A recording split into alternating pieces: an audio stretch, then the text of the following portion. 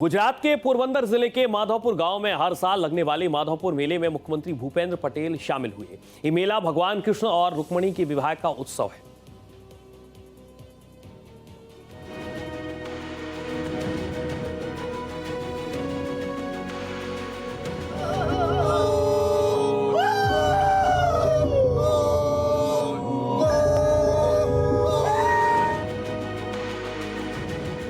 दक्षिण एशिया के बड़े भूखंड भारत जैसे विशाल देश की एकता और अखंडता के बारे में हमें हमारे ग्रंथों में, वेद पुराणों में काफी कुछ मिलता है।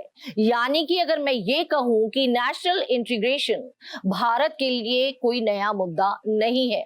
पश्चिम के राजा, जी हाँ, मैं बात कर रही हूँ द्वारका के राजा और अरुणाचल की राजकुमारी के विवाह के बारे में, जो कि अपने आप में गवाह है कि कैसे हमारे पूर्वजों ने समूचे भारत को रिश्तों की मधुर डोर में बांधा हुआ था।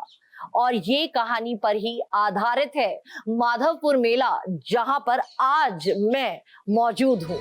पूर्वोत्तर से लेकर गुजरात तक की सांस्कृतिक एकता के प्रतीक माधवपुर मेले में संस्कृतियों का अनोखा संगम देखने को मिल रहा है।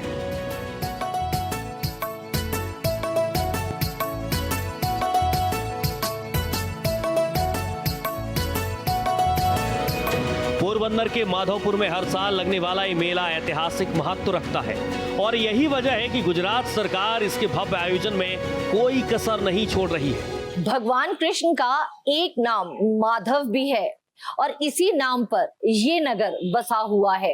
अगर मैं पौराणिक कथाओं की बात करूं तो पौराणिक कथाओं के आधार पर भगवान श्री कृष्ण ने रुक्मिणी देवी से यहीं पर विवाह किया था, यानी प्रणय सूत्र में बंधे थे।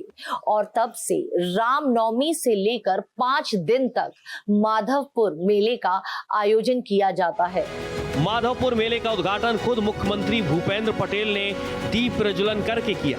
इस मौके पर पूर्वोत्तर के तमाम सांस्कृतिक कार्यक्रम पेश किए जा रहे हैं। इस मौके पर केंद्रीय मंत्री मनसुख मंडाविया, गुजरात के पर्यटन मंत्री मुलू भाई बेरा समेत कई मंत्री और जाने माने लोग मौजूद थे।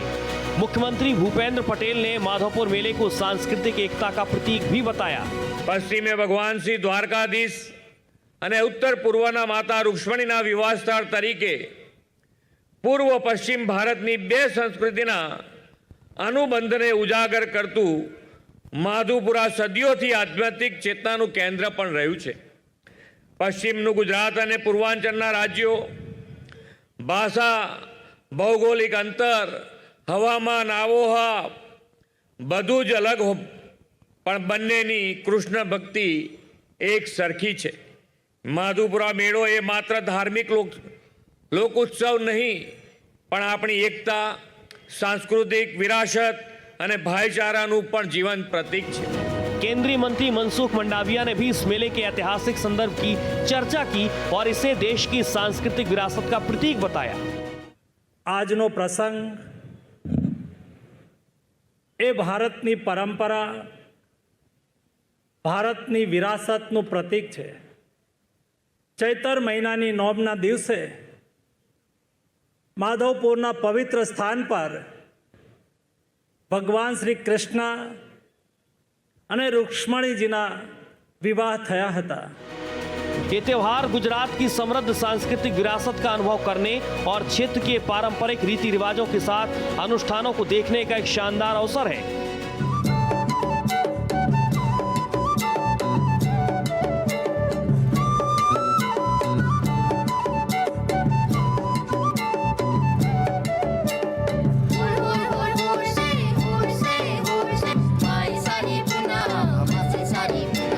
ये त्योहार भगवान कृष्ण के साथ अरुणाचल प्रदेश से गुजरात तक रुक्मिणी की यात्रा की याद दिलाता है, जिसे एक अमर घटना माना जाता है। देवी रुक्मिणी अरुणाचल प्रदेश की राजकुमारी थी। उनके पिता ने उनका विवाह शिशुपाल के साथ तय कर दिया, जिस पर देवी रुक्मिणी उदास हो गई, क्योंकि उनके मन मंदिर में तो भगवान कृष्ण बसे हुए थे। उन्होंने भगवान कृष्ण को संदेशा पहुंचाया और अपनी ये इच्छा व्यक्त की कि वो उनसे विवाह करना चाहती हैं। जैसे ही श्री कृष्ण को उनका संदेशा मिला, श्री कृष्ण ने उनका हरण कर लिया और माधवपुर में ही उनके साथ प्रणय सूत्र में बंध गए। माधवपुर मेला एक अनूठा सांस्कृतिक आयोजन है जहां पूर्वोत्तर और पश्चिमी भारत की संस्कृतियां एक साथ आती हैं। इस मेले में दोनों क्षेत्रों के कलाकारों के जरिए संगीत, नृत्य और रंगमंच समेत विभिन्न सांस्कृतिक प्रदर्शन किए जा रहे हैं। गुजरात के पर्यटन मंत्री ने भी कलाकारों के शानदार प्रदर्शन की जमकर तारीफ की। પૂર્વોત્તરના રાજ્યો અને આપણા ગુજરાતના કુલ 1600થી વધારે કલાકારો છે એ પ્રતિષ્ઠિત કલાકારો દ્વારા આજે આપ સૌને મંત્રમુગ્ધ કરશે એવો ભવ્ય સાંસ્કૃતિક પ્રસ્તુતિ અહીંયા રજૂ થવાની છે। 6 अप्रैल से 10 अप्रैल तक चलने वाले इस 5 दिवसीय माधवपुर घेड़ मेले में गुजरात के साथ साथ भारत के सभी 8 पूर्वोत्तर राज्यों से भागीदारी हो रही है।